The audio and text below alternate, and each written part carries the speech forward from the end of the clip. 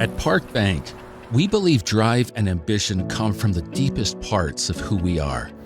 We view achievement not as a selfish pursuit, but as a way to improve the lives of our clients, our associates, and our neighbors. We believe ultimately ambition is driven by the heart. We've grown considerably since our start as a small community bank on Park Street, and yet we've always understood that our success depends on the success of others. Our story of ambition starts right here, in the hearts of every member of our team. Our backgrounds may be different, but our values are the same. We believe in giving more than we take, that we are more successful together, and that collaborative spirit and drive are inherent in all of us. Some of our greatest pride comes from collaborating with local entrepreneurs to build vibrant businesses that make Dane County unique. We take the time to build lasting relationships and provide exceptional service grounded in shared values. Together, we bring ambition to fruition. We're privileged to work with local causes, volunteering our time and resources to make a difference in the lives of people who make our home a place unlike anywhere else. By giving back, we all move forward. As far as we've come at Park Bank, we don't ever stop at good enough. We're always looking for the next challenge, the next opportunity, the next accomplishment. Together, we can get there, anywhere, from right here. Park Bank. Let's get to next.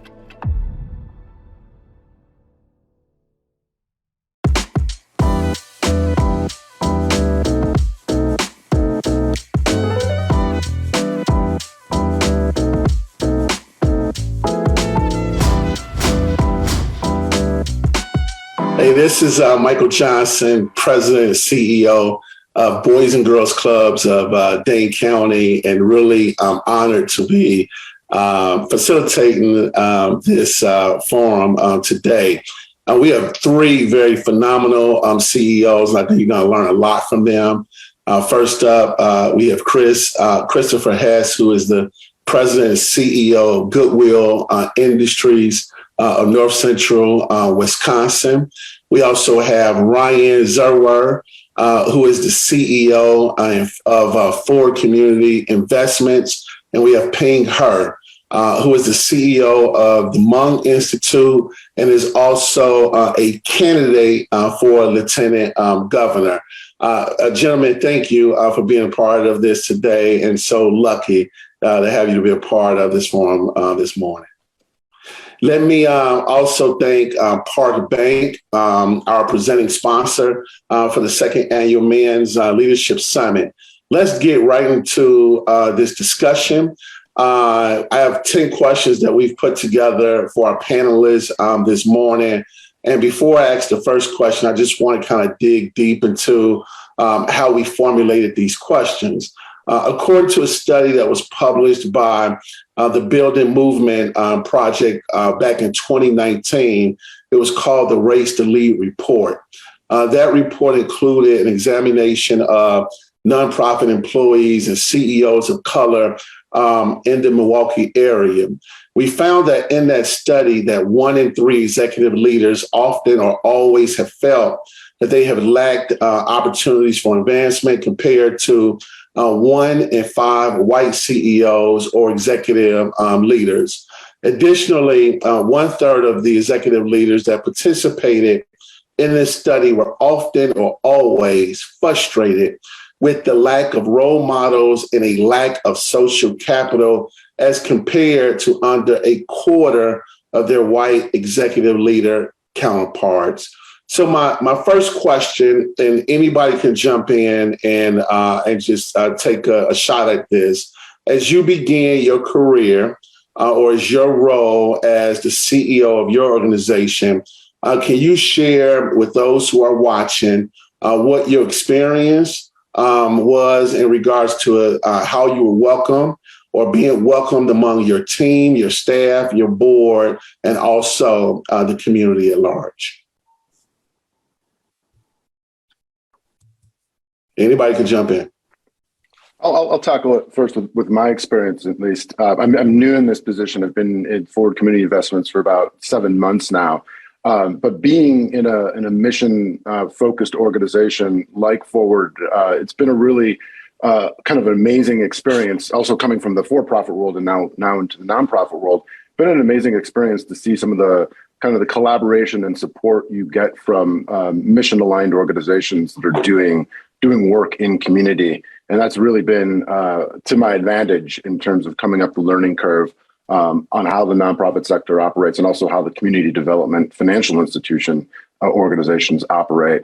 I've got a really supportive and experienced board that I've leaned on very heavily throughout this process, and really have kind of immersed myself into experiencing how the organization works. Was we've got connections throughout the state and communities throughout the state, really giving myself time to get acclimated to understand our operations and our partnerships and how our team collaborates, which is still very much a work in progress, but also challenged by having to work in some pandemic-like conditions where we still have distributed and remote team members.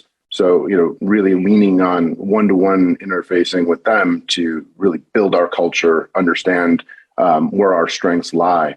But the space we operate in, I think there's a strong sense of desire to support each other to make sure that we're successful in what we're aiming to accomplish, and that's been really beneficial. That's great. Pingo, Chris? Sure, I'll go next. So I come with a little bit different, unique perspective because I'm also the founder of the Hmong Institute. And so I didn't inherit the board. So I had to create the board from the ground up as well as staff and to find folks who really support not just me, but the work we do. And so I think that is something unique, and I wanted to call that out. But as I enter my role as a CEO, one of the things I'll break into kind of 3 categories: Hmong youth, as well as adult youth, adult Hmong, and then the white community. And so, as I go out in the community and talk to a lot of our youth, they're really surprised that I'm the CEO because there's not many of us in the state of Wisconsin as CEOs. I mean, I could probably count on 2 hands the number of Hmong who are CEOs in that role. And so that really helps inspire them to study hard and work hard, and that they too can see themselves as a CEO. And then as I talk to the Hmong adults here in Dane County, many of them already know that I play a leadership role in the community. And so it wasn't a surprise to them, when I say, oh, I'm the CEO. But they're also really grateful that there are Hmong being appointed or being recognized for leadership role in getting into these CEO roles. And then, when I go out to the white community or the mainstream community, one of the things that I come across regularly is, as a refugee, many of them are surprised when I speak to them. They say, oh, your English is really good. And I have to politely say to them, yes, I do speak English very well. So that's my passive aggressive way of correcting their English, because, we don't all remember the difference between adjectives and adverbs. And so there's that stereotype, right? And so oftentimes, it's particularly Hmong or Asian American leaders are overlooked for CEO positions because we fall into that model minority myth, and also that stereotype that Asian men are sometimes too feminine or sensitive to lead, because oftentimes Hollywood portrays Asian men as feminine or sensitive. And so I think those are some of the things that I've come across, particularly when I've been applying for roles, leadership roles, or as I talk to other Asian Americans who are in leadership roles. That's awesome. And Chris, before you answer the question, I just want to remind people, again, thank you for joining us today. And the team is telling us if you have any questions, please drop them here in the comments and we'll try to get to them as quickly as we can. How about you, Chris? Thank you, Ping. Yeah, thank you for having me here today. It's a privilege to be on this panel with so many awesome people. So as far as my welcoming, so I've been here for 4 years, and I, like many people of color, this was the first opportunity for someone of color to lead this organization here. So some of the welcoming and the ceremony that comes along with being the first is certainly got to enjoy. I would say the the community was incredibly welcoming to the idea. And in fact, I think many of them really celebrated that. It's interesting because sometimes when you're in it, you don't realize the gravity of that kind of moment. And certainly it's more about the mission and the things that we're going to accomplish, but certainly being a person of color in a leadership role in a predominantly white community is a big deal from a representation standpoint. I think Ping kind of hit on it. What it really dawned upon me is when you run into, high school kids or other folks, even, we partner with Boys and Girls Club here locally, and you go in and you talk to those kids and they find out you're the CEO. I think that really matters. And so, that welcoming and that opportunity was big.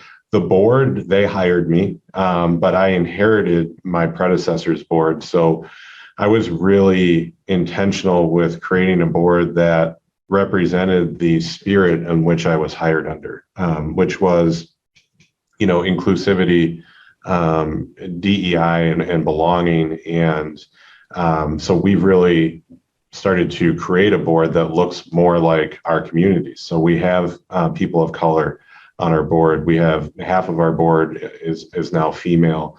So we've really started to change even the governance of the organization to reflect that welcoming spirit that started 4 years ago.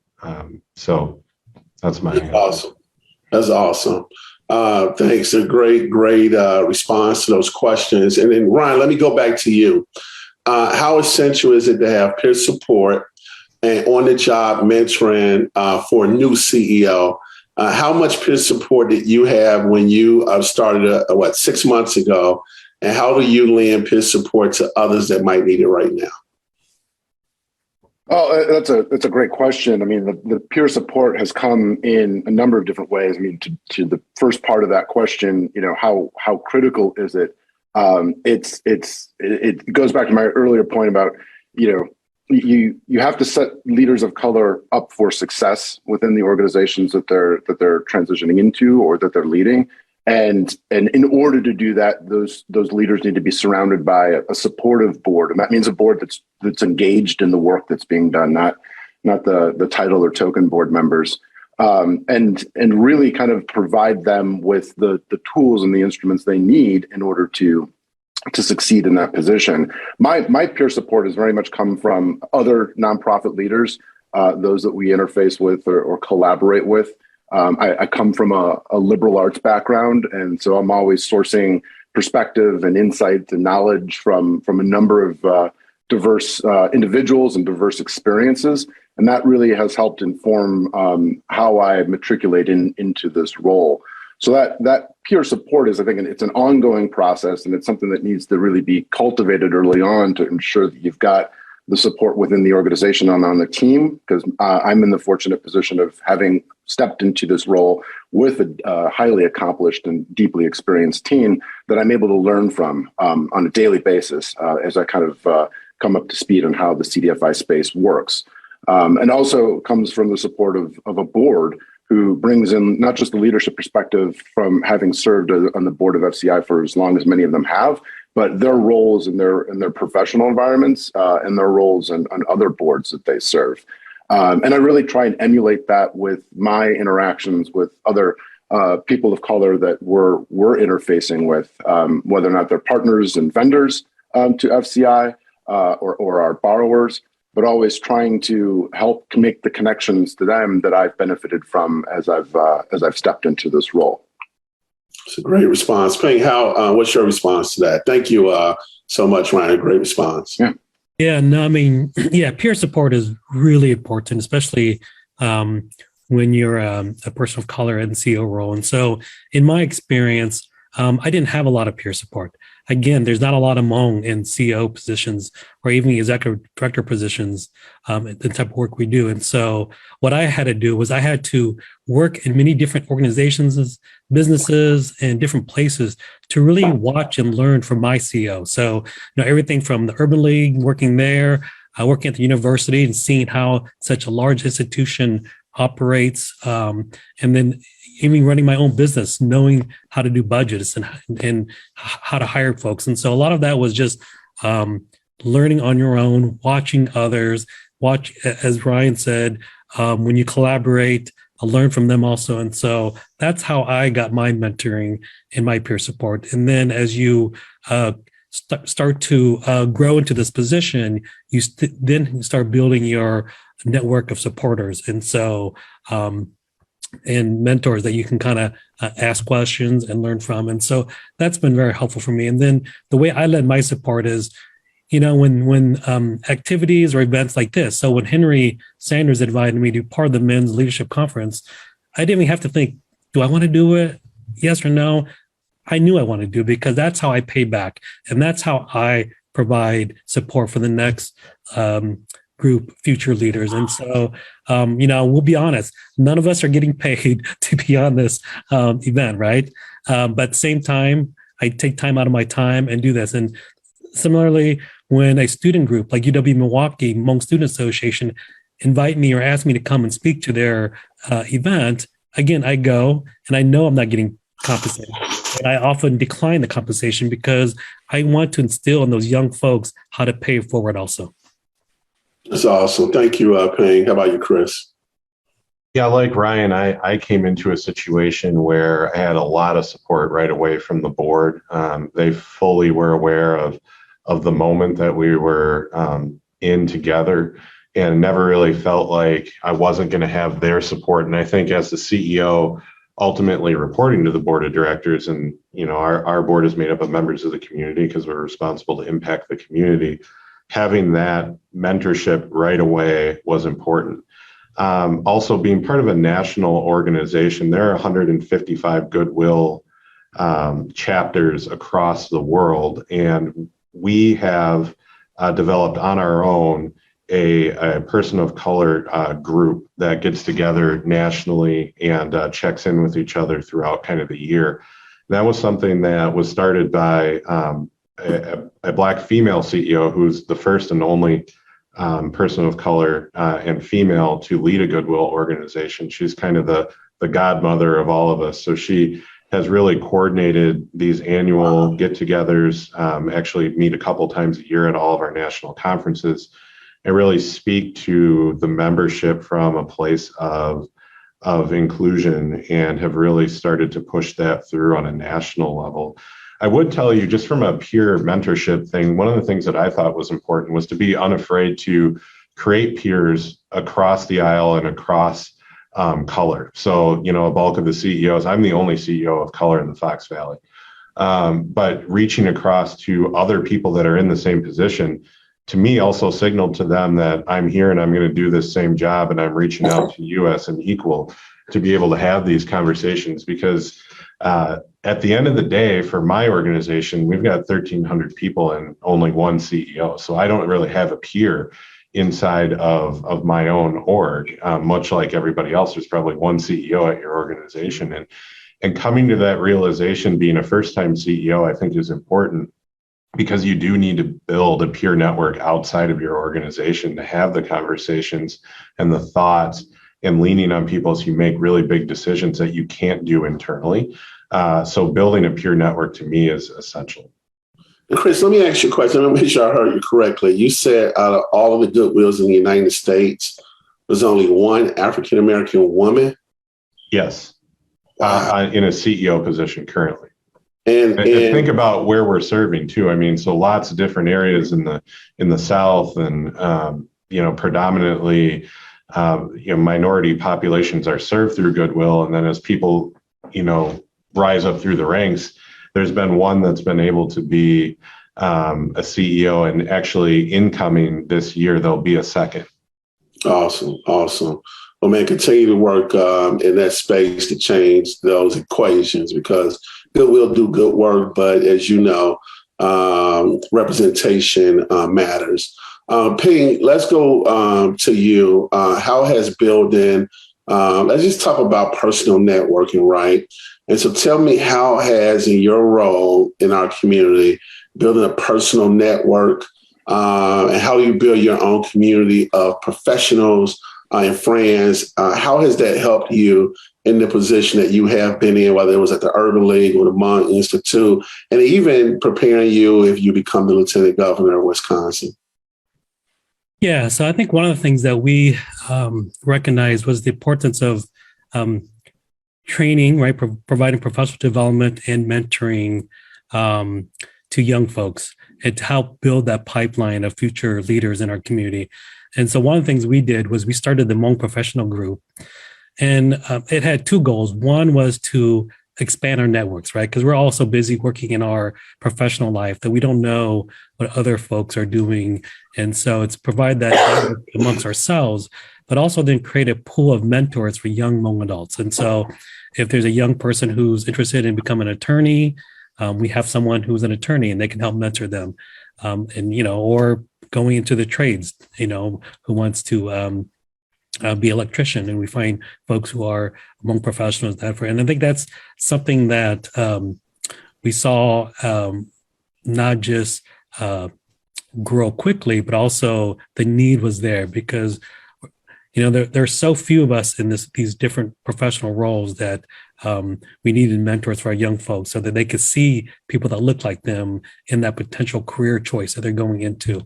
And that was important. And then secondly, helping train all these folks because, as the CEO, when we talk about what are some skills that you need, and it's everything from budgeting to leadership to HR to marketing.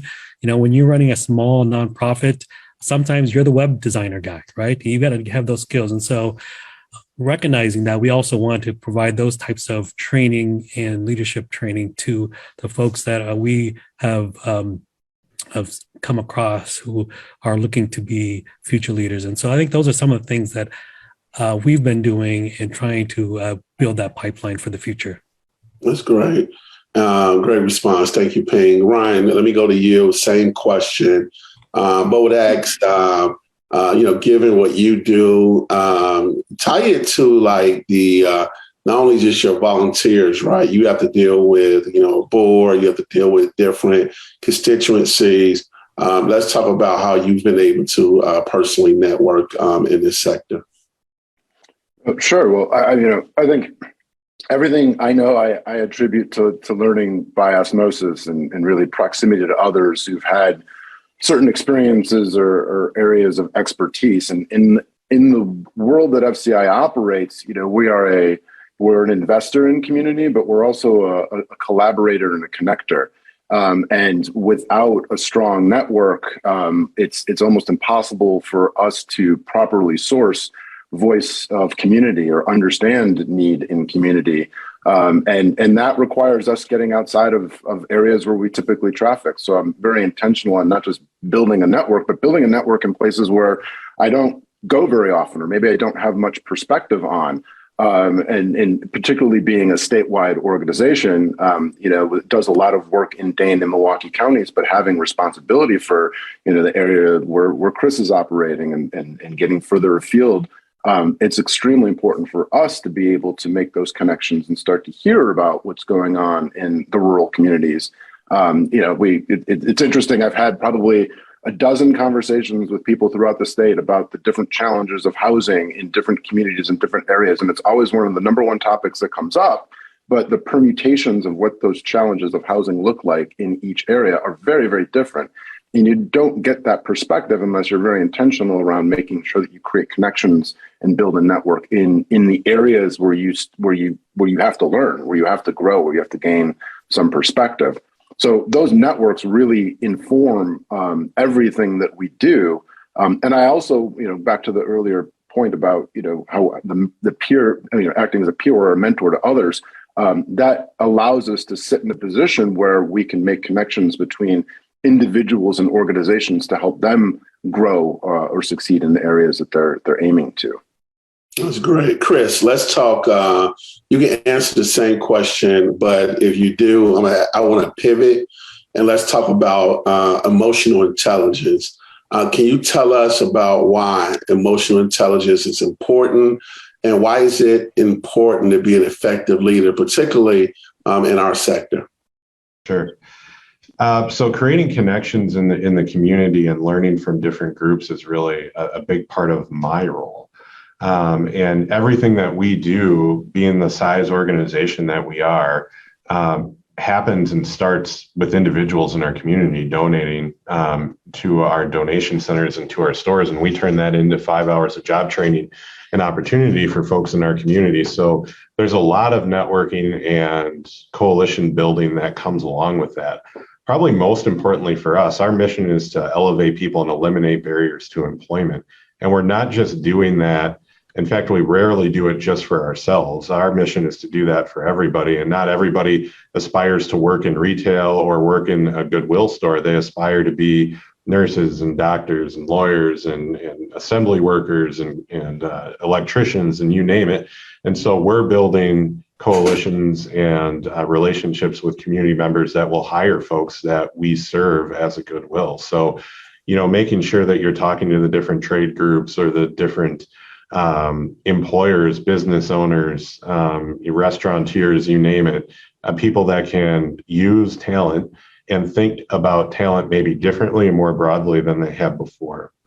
And some of those discussions, tying into your emotional intelligence question, require you to understand who you're talking to and what the situation is, right?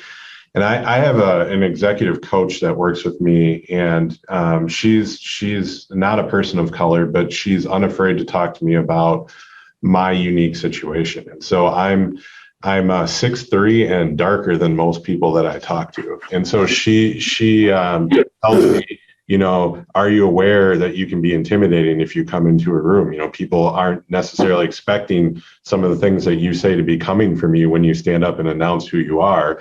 And so having that emotional intelligence and being unafraid to just address it with yourself first so that you can develop that EQ and understand how you can leverage that as a strength, even as people are perceiving that to be maybe intimidating or unexpected. You can really use that if you're aware of it and willing to address the perception that may be coming from people head on.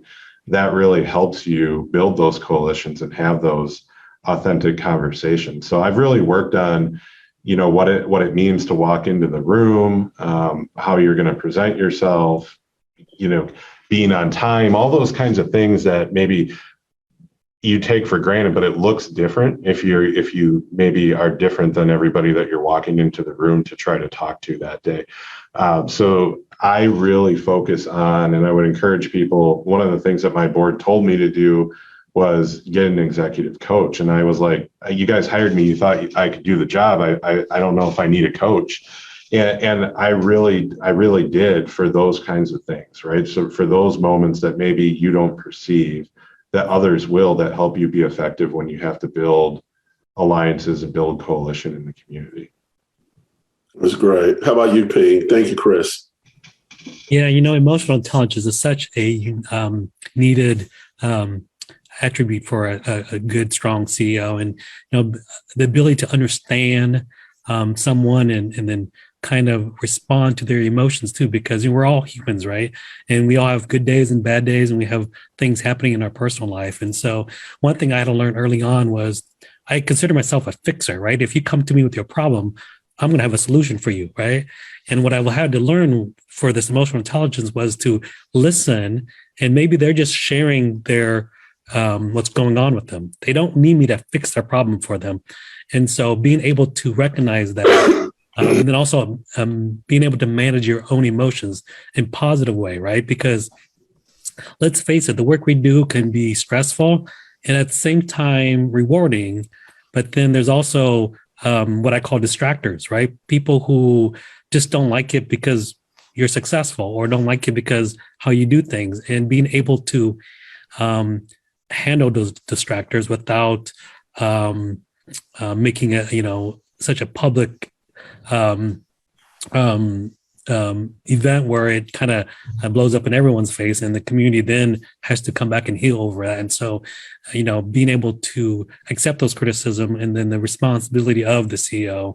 And if you make a mistake, own it and move on. And I think those are all qualities that a CEO needs in regards to this emotional intelligence. And lastly, I think the most important one of the most important is also having good listening skills, listening to folks. I think that's a great attribute for this emotional intelligence that is needed. Powerful, Chris and Ping. Ryan, how about you? Those are great points. I mean, for me, a hallmark of an effective leader is being a solid communicator. And in order to communicate well, you have to understand your audience. You have to understand people's context, the lens through which they view things, the experiences that they've had.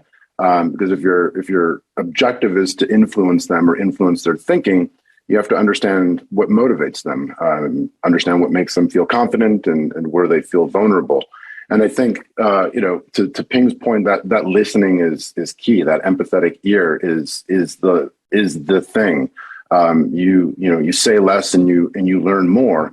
And I think through that, what really kind of makes it a hallmark of an effective leader is that gives you a portability of your skills, because you're now relatable or able to relate to a diverse audience that really helps kind of inform your own thinking and your own perspective on things. So it all comes down to that ability to communicate and move well between groups and through different circumstances. And that leans on you being able to have the perspective and truly understand the perspective of the people you're interacting with. Absolutely. Ping, let me ask you a question. You talked about, haters, and sometimes when you're distracted, you get, a little bit of that from the community. I definitely see it in my role, at Boys and Girls Clubs. People assume when you're successful, unfortunately, some people will take shots at you for whatever reason. Tell me, how do you balance that with the Hmong Institute? It seems like you all are experiencing a great deal of success. You're running for, public office. How do you balance and respond to those who might be criticizing you? Yeah, no, that's a really good question. I always think about, when a person is hired as a CEO, there's two parts, right? There's the getting that person hired. And then there's also the hardest part, which is to make sure they have the support they need to succeed. And so when there are distractors in the community who, for whatever reason why they don't like you, whether you're successful or not, or whether you're doing well, for me, I try to make sure that I don't take it personally, right? Because there might be something that is agitating them. And to Ryan's point, having good listening skills and listening to what they're really saying, what they're really upset about. It could be because you didn't allow their student or their child into a program that you're running, right? And so, that's been helpful to listen and then kind of talk about what's the root cause of what's causing them to be not liking you or attacking you publicly. And then also, making sure that we do it in a professional way so that we have these discussions in a way that it's constructive and not trying to just attack each other. And then, I think as effective leaders, we've all learned to have thick skin. I think that comes with the territory also because, you're not going to be able to please everyone. And you should, right? Because there's going to be folks who just don't like you because of whatever reason. And if you go around trying to please everyone, then you're not going to be able to please anybody, right? And so you stay true to your mission, stay true to who you are. Look at your North Star and what points you and what motivates you, what's ethical and what is positive about the work you're doing, and keep that and let that lead you in the work you do. And sometimes you've got to let those voices who are trying to distract you fall to the wayside, because the work you're doing is what's important to not just you, but the needs of that community you're trying to serve. No doubt. Chris, let me ask you a question. There's a Karen who just asked a question on the chat, and she said, as CEOs, there's so much balance. How do you personally stay connected with the community you serve? And then how you provide direct and formal engagement in your role as a CEO? That's a really good question. I think first is the recognition for me that the people that work inside of the organization are not just working here, but they're also part of the mission. And so that to me makes the balancing of having the discussion externally and internally equally important, so I can easily balance the time that I spend internally meeting with team members and externally meeting with members of the community. Balance the time that I spend internally meeting with team members and externally meeting with members of the community. Balance the time that I spend. Getting a little bit of an echo, I think, on my end. Heard it as well. So balancing that is easier because we serve people that work here and we serve people in the community. And understanding, I guess, that the balancing act for me is more on the personal side, that it's important for us as CEOs and leaders to understand that self-care is equally as important as caring for the people that we work with and that we serve as leaders. And if you don't take care of yourself, you won't be as effective as you need to be for those people that work with you and those people in the community that you're interfacing with. I got distracted for a minute. I tried to engage with somebody on social media in the chat box to get all that feedback. So my apologies. Let me go right to you, Brian. Chris paying great responses to that question. I want to talk about diversity, equity, and inclusion. And a lot of times I hear, a lot of, nonprofits and for-profit entities talk about equity, talk about diversion. But I really don't believe that a lot of people really understand what it means to be inclusive. So what does it mean to lead an inclusive team? And how, as a leader, do you champion inclusive teams, particularly working in predominantly white communities, boards that are led by white leaders? How do you make sure that your volunteers, the people you serve, the colleagues that you work with feel included in the process? And Ryan, I'm going to start with you. Sure. Yeah. Big question. In a lot of ways, I've been grappling with the notion of DEI being this separate thing versus being very intentional around incorporating it into the DNA of an organization. So it's not something that you think about necessarily, although you do need to be conscious of it, but it's something that's embedded in just to how the organization functions and operates. And that isn't an easy thing to do. That's being very intentional around the operating environment and making sure that you're always sourcing the voice and the perspective of those you serve. Chris, in your organization, there's very much, I think, this symbiotic relationship between the community you serve and the organization you run. So you've got a lot of continuity of that perspective. In an organization like FCI, there's a far more direct or intentionality around reaching out to community to be able to make sure that we've got that voice sourced. But it really, I think, relies very heavily on making sure that we have representation of those that we're serving, so that we've got diverse perspectives, experiences, and people on our board, on our leadership, particularly with those who are the facing the community folks within our organization, and talking about what it means when we source that voice, how we operationalize it, how we embed it into the work that we're doing, how we have it inform the work that we're doing, and making that part of our business processes, that we're not just needing to kind of do what we're doing over here and then occasionally stop and say, hey, is this diverse and equitable and inclusive, but rather talking about, okay, if this is informing the work that we're doing, how do we just make it part of our routine to always make sure that we've got that touch point with those who come from different perspectives that inform how we should be operating in the communities that we serve. It was great. Ping, how about you? Thank you, Brian. Yes. Yeah, so I call that my Jedi work, right? The justice, equity, diversity, and inclusion. And I think we all need to be Jedi masters. I've had a lot of CEOs and owners of businesses approach me and ask, hey, I want to hire a person of color, in my business. How can I do that? And I always start with, well, first of all, do you think your company is ready, right, to whether it's hire your first African-American person or Hmong person, but also are you ready for this Jedi work this will lead you into? Because you might be, as the owner or the CEO, but your coworkers, your colleagues, people who are under you, they might not be. So let's have that frank conversation first, because what you don't want to do is you want to rush out there and hire a person of color. You bring them in, and the company, the team, your staff isn't as welcoming, and they leave because they didn't feel welcome there or supported there. They're going to go out and tell the community, hey, I tried working for this company and this is my experience. So now the next time you recruit for a person of color, guess what? No one's going to apply, because that experience has really gotten out to the community about the type of work environment is there. And so that's where I always encourage folks, business owners and CEOs, to really start, is like making sure your company is ready.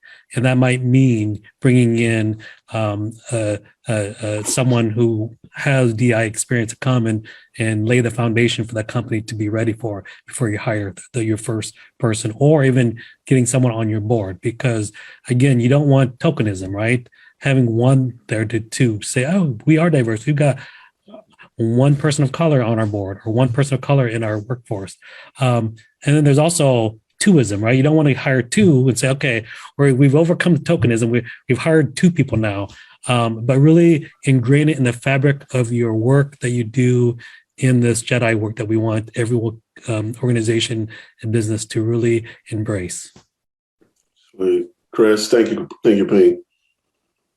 Yeah, I'm going to say something that I hope doesn't come across as controversial. I think DEI is starting to lose some of its luster and its intended meaning, because so many groups have latched onto it that it's become a buzzword and almost a token among itself that companies are using to prove that they're worth investing in or other things. So I guess when I answer this question, I really look at the I in that, in inclusivity. And then I really look for belonging and that feeling that people have that they should be here and they're welcome. And so when we focus on DEI, we're really looking at it from a place of belonging. And I think the proof in that is when you go out and you talk to your people and you have new hires, you have people of color or people of a different orientation or whatever the case is. When I go out to our stores and our areas, do they feel heard? Are they included in the decisions that are being made? Is their point of view being heard? And do they feel like they belong, almost regardless of some of the decisions that are being made? That, like, I belong here, my feedback was taken, we went in this direction, I'm happy with that, or they took my point of view into consideration, that decision didn't go the way that I wanted it to, but I know I belong here. And I think we work really, really hard on the belonging part of that, because I think that's where some of the proof in the DEI efforts really lie, is can you get to a point where people feel like they belong as part of, in our case, the Goodwill family. And we do that by living out what I think the intended pillars of DEI were, but we really focus on, do people feel like they belong? So Chris, let me ask just a follow-up question to that. When organizations look to initially recruit a new leader of color, what are the most important considerations you got to think about, right? And sometimes I'll tell my team, it's not all about just hiring a person of color, it's about hiring the right person. And what do you do to make sure that people are applying? And then when you do get a person of color, how intentional are you about not only having them there, but retaining and keeping them? Yeah, that's a really good question. And I try to put myself in their shoes as well, because this is what I wanted to hear from my board of directors when I was hired. They said, we're glad you're here, we're welcoming you here, and we know you're the right person for this role. They hit it right on the head that, I was here because I was valued and I could add value to the organization. And I think, some of what Ping said really resonated with me, that you've got to be, I think, intentional and ready as an organization for that. A lot of us throughout our lives have been the first. And I think that actually takes a certain person in a certain environment to pull that off. But for me, it's the intentionality of welcoming that person and saying, hey, you're here, and we know that you're the right person for this role. And then following that up and supporting them.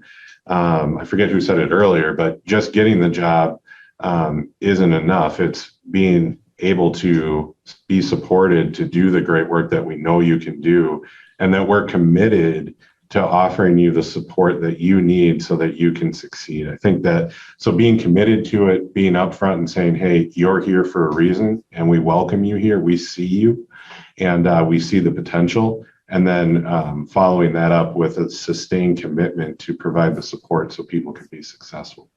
Thank you, Chris. Ryan, same question to you. Ping and Chris really kind of hit it on the head. It's not enough just to check the box of saying, okay, we've hired a leader of color. We're good. It can't be tokenism. I think it's important for that leader of color who's recruited into a position to have been selected because they possess some skill or some perspective that's highly relevant to the organization. They need to be the right leader for that organization, not just a leader of color. And then they need to be surrounded by the right team and the right support on the board to ensure they succeed.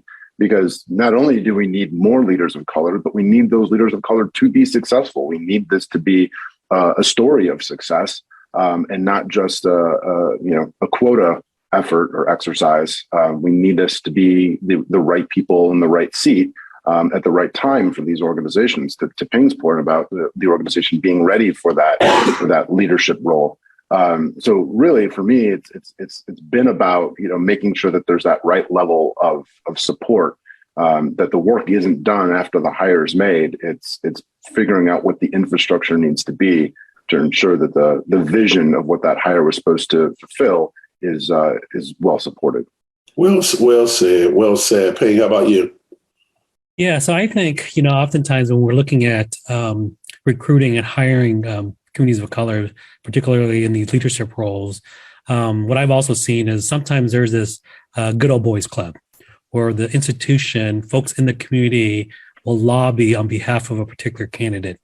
And that candidate generally could be white because they're the ones who have a long relationship with the community. And so I'll use the Hmong community, for example. We've only been in the U.S. for 45 years. And the first part of that has been just trying to survive, how to learn English or learn to speak English, graduate from school and get a job. And so if you're only looking at the candidate's pedigree, right?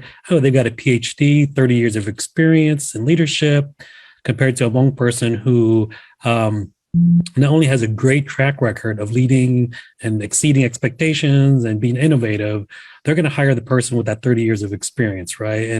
And what the resume doesn't show is, how hard that person had to work. Oftentimes twice, 3 times as hard as their white counterpart to lead a team, to be successful. You can't see that on a resume. And so I hope that as hiring panels are looking at what are important, don't just look at the resume and see what pedigree they have.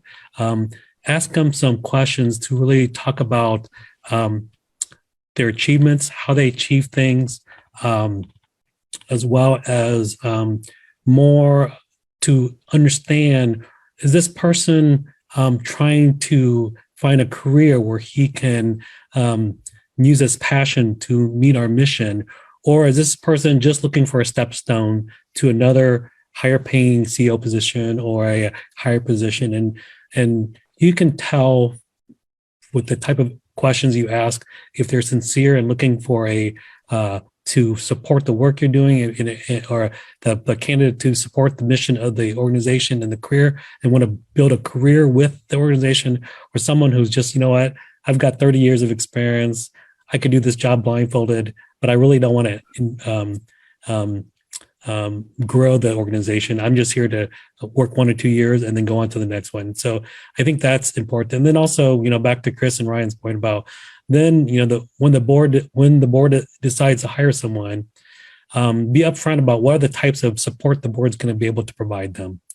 And also the board has to be open and honest about, here are things we're lacking. We don't have a lot of knowledge in DEI work. We don't have a lot of knowledge about, your community in this area. But that's why we brought you here, and we're going to do whatever you want us to do to provide the support for you to be successful. And I think those are all important things for board to share with that candidate as they're interviewing them or when they're hiring. Pete, let me ask a quick follow-up question. You talked a little bit about power dynamics, right? And whether it's power dynamics with your board, or it might be with a particular donor, or it might be with a government agency that might be funding your program or programs. For those who are just becoming leaders in this space, can you talk a little bit about your experience with some of these power dynamics or power brokers, and whether you see your role as a CEO as positional power, influential power, or is it something else? Yeah. So thank you for that question. So it reminds me of the golden rule, which is whoever has the gold makes the rules. And sometimes they don't even have to follow the rules.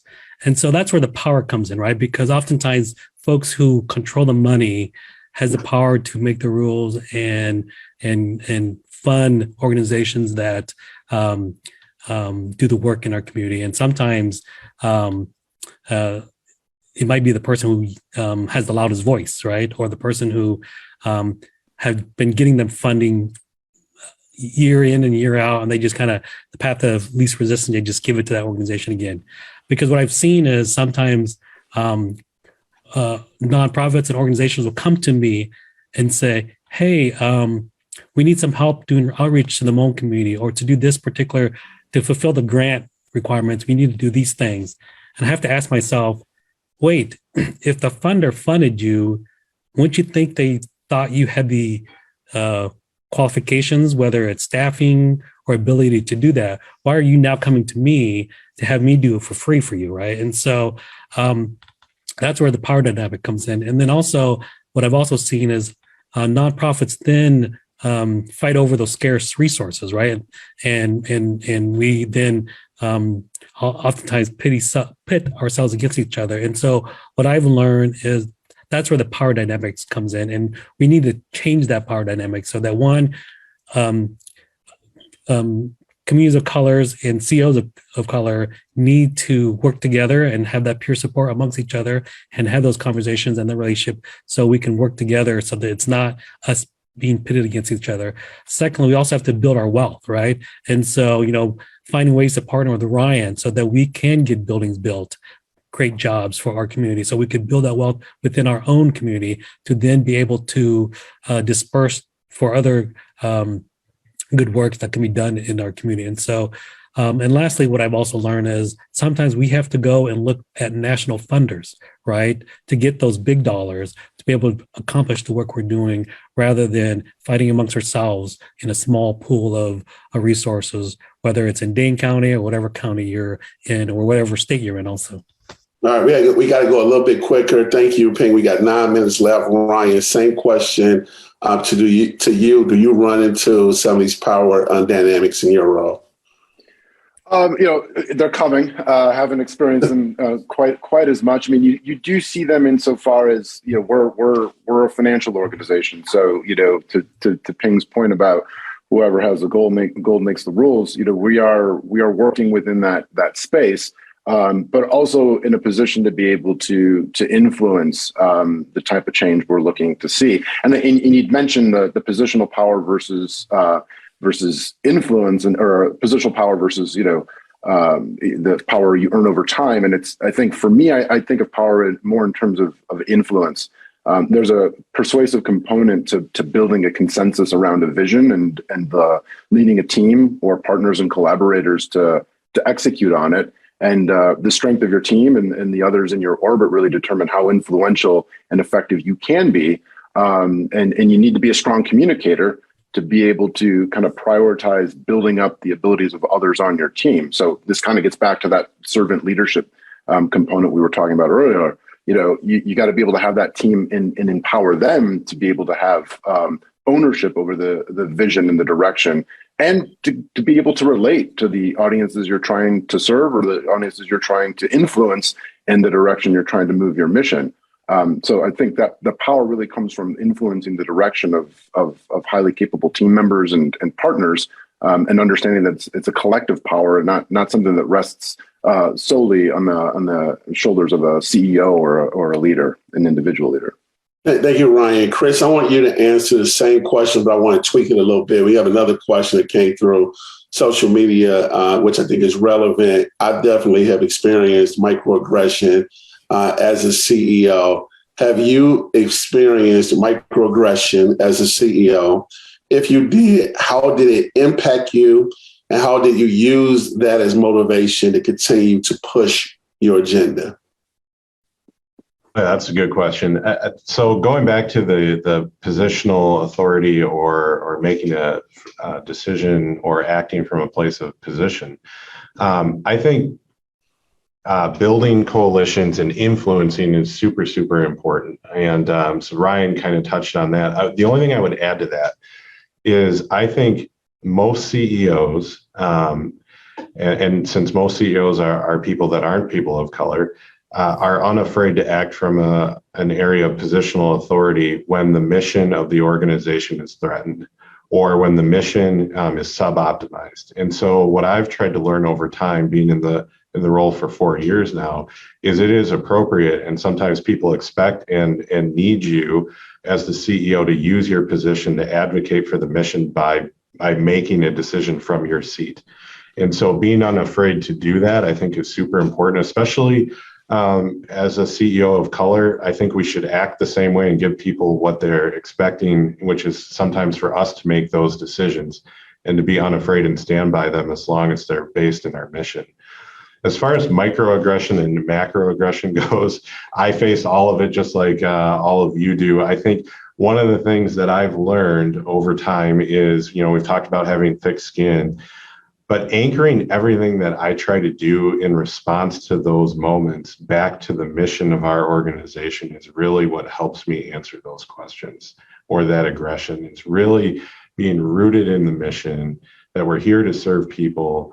And at the end of the day, that's what I'm trying to do. And I always use an opportunity with that aggression to highlight the reason that we're really here. Because for me, it anchors all the way back to the why. And if you make that crystal clear, a lot of the aggression that I get in my role gets silenced by focusing on the mission. All right, so Ryan, I want to thank you, Chris. So we got 4 minutes left. So I want to ask you if you can answer these next two questions in about a minute each. And Ryan, I'm going to start with you. For folks who are aspiring CEOs, what types of training or mentoring do you think they need to sit in the chair that you sit in today?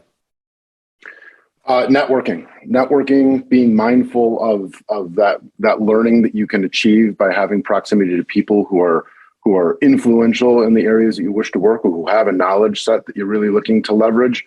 I'm a huge believer in just reading as much as you possibly can to become informed about not just your specific area, your sector, but to understand what else is going on in the world, those macro elements, be it the business world or just the nonprofit world in general, so that can inform your perspective and bring you a unique spin on how you evolve and develop as a leader.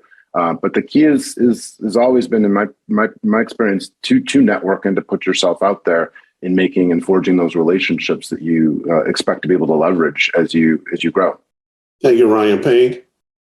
Yeah, no, I think for me, important ones include like budgeting. How do you create a budget and follow that budget?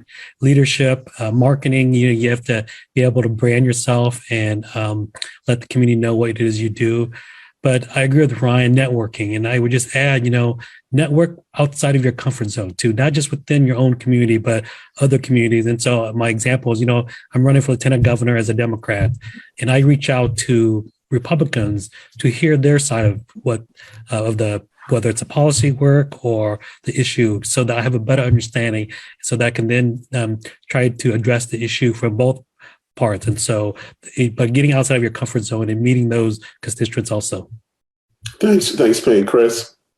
So I'll just add, I think, yes to everything. The other thing that I would add is self-awareness and the ability to develop. So first, being self-aware. So what are the areas, what are your strengths, and how can you leverage those? Where are some of your blind spots, and how do you become aware of them and become willing to address them? Because as you move up through an organization, there's nobody really pushing you to develop. That has to come from within. And I think it comes from a good place of being self-aware. So self-awareness and the willingness to learn and to develop. Thank you, Chris. We got 2 minutes left. Payne, define servant leadership. Yeah. So for me, a servant leadership is it's a philosophy in which you want to serve before you lead, and so and how you interact with folks to achieve. Again, we talk about power, right? You achieve authority by leading and serving rather than just leading alone. And so, so to me, that's a lot of the work I do is to be in that important to being that servant leader. Thank you, Ping. Ryan?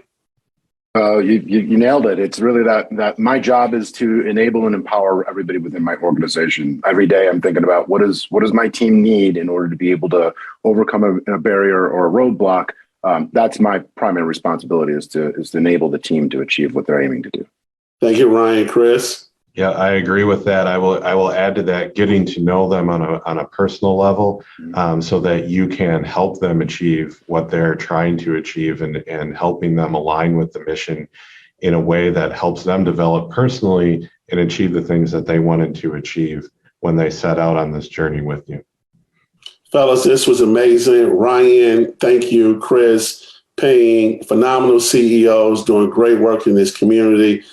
Thank you to Park Bank again, who is the presenting sponsor of the Men's Leadership Summit. And thank you, Master 365, for hosting this for 2 years in a row.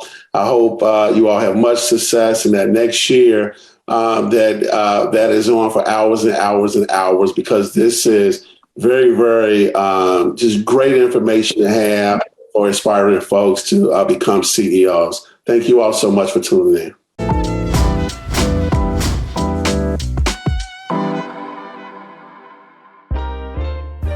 This is 365 Media.